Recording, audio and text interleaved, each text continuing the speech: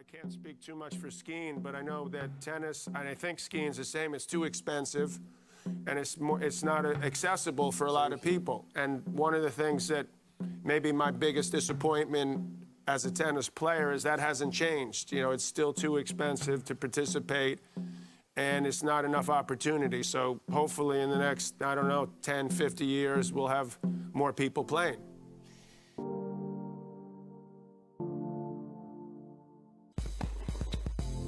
I grew up in New York, so I mean, I'm biased, but I think New York's the greatest city in the world, and I had a lot of success here. So it's sort of in the vein of how I grew up, leading what some would consider a normal life, participating in other sports, and not focusing exclusively on tennis at a super early age.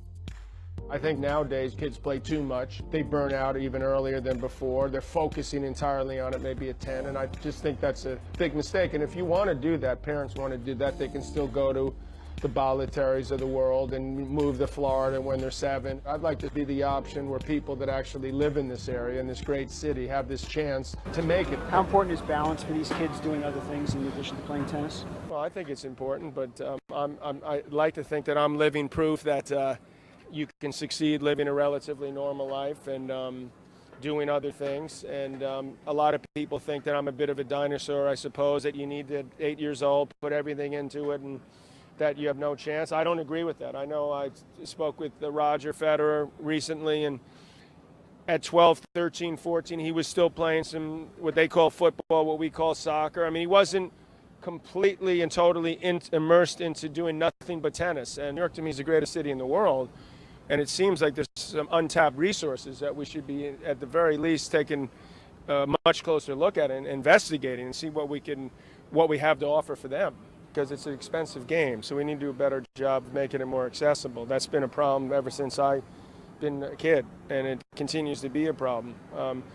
To get a racket, to get court time, especially in the city, it adds up with balls, all of it. To get properly, it's not an easy game to learn. You don't have a ball and you kick it into a net, and you have a bunch of kids, or you have one ball and you shoot into a basket.